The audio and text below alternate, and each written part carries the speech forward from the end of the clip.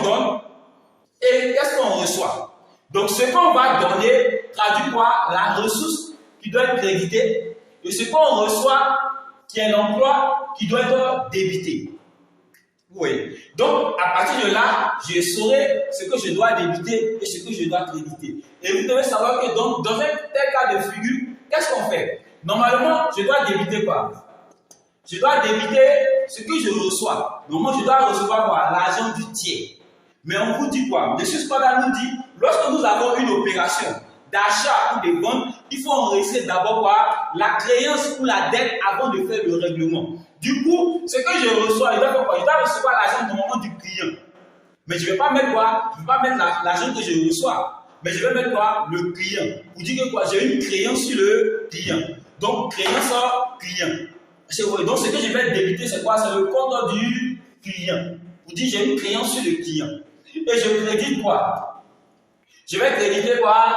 Normalement, la marchandise. Mais ici, vous devez comprendre une chose, que l'analyse comptable est portée quoi? Est portée sur l'argent. Parce que l'objectif de toute entreprise, c'est de réaliser des profits, mais le plus grand profit possible. Donc, comme c'est porté sur l'argent, ici, ça fait quoi? Quand je vais sortir la marchandise, ça va entraîner quoi? Une entrée d'argent. Donc, tout ce qui va entraîner une entrée d'argent constitue quoi? Un produit pour l'entreprise. Donc, du coup, la marchandise traduit quoi? Un produit. Donc, on va aller dans la case de produit pour pouvoir signifier cela. Donc, on va parler de quoi? De vente de marchandises. Donc, ce qu'on aura accrédité, c'est quoi? C'est le compte de vente de marchandises. Vous voyez? Et à partir de là, on a ce compte.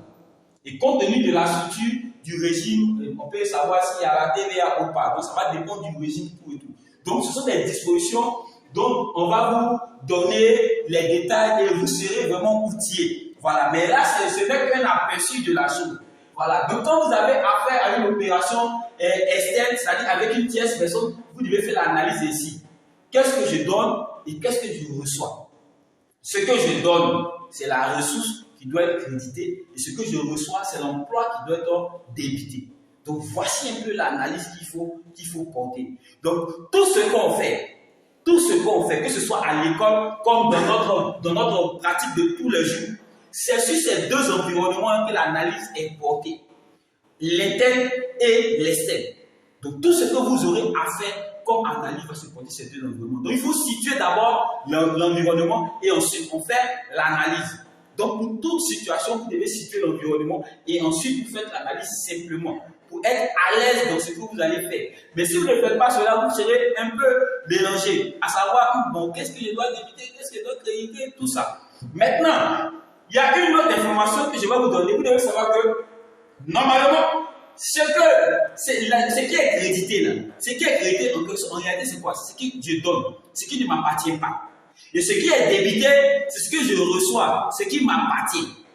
Est-ce que vous voyez? Mais on va classer simplement cette analyse-là à deux niveaux. Parce que vous allez voir que les différentes classes qu'on a, on a 9 classes. Mais il y a 8 classes qui sont utilisées par la comptabilité générale. Du coup, qu'est-ce que la comptabilité générale fait? La comptabilité générale va simplement dissocier ces éléments en deux catégories. À savoir, la première catégorie va nous permettre de pouvoir présenter quoi? Un bilan. Donc, la première catégorie va nous donner un bilan. Donc, la première catégorie, ce sont les comptes de situation. Qui est quoi? La case 1, la case 2, la case 3, la case 4 et la case 5 qui vont nous donner quoi? Qui vont nous donner le bilan. Est-ce que vous voyez? Qui vont nous donner le bilan. Donc, ça, c'est retrouvé par rapport au bilan. Et la deuxième catégorie, c'est quoi? Ce sont les comptes de gestion. Qui sont quoi? La case 6, la case 7 et la case 8. Qui nous donnent quoi? Les comptes de gestion.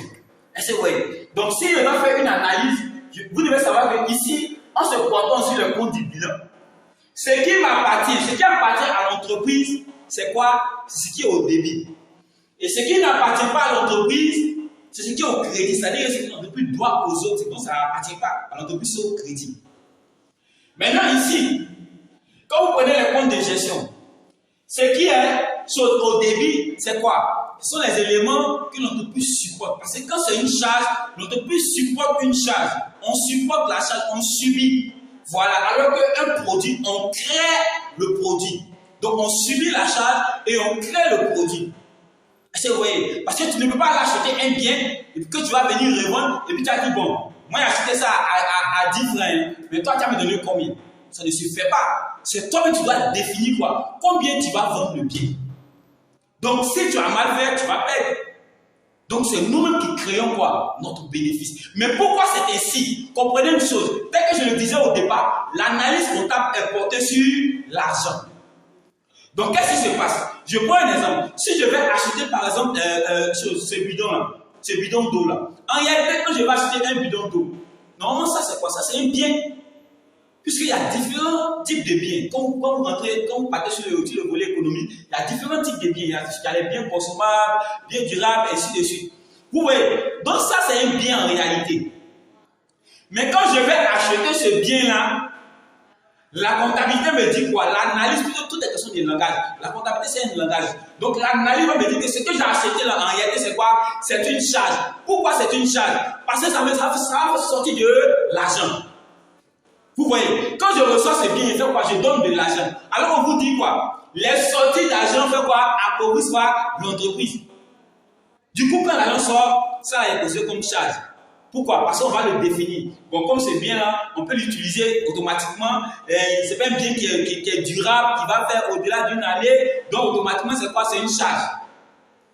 Donc, il est pris comme charge. Donc, on va dire ça, c'est charge. Mais en réalité, c'est pas une charge, c'est un bien. Mais pourquoi c'est charge? C'est à cause de l'argent qui est sorti que ça est devenu charge. Que ce bien est devenu charge. Est-ce que vous voyez? Voilà. Maintenant, si je vends, quand je vends ce bien, ça fait quoi? Ça fait rentrer de l'argent. Donc, du coup, le bien qui fait entrer de l'argent, on va dire quoi?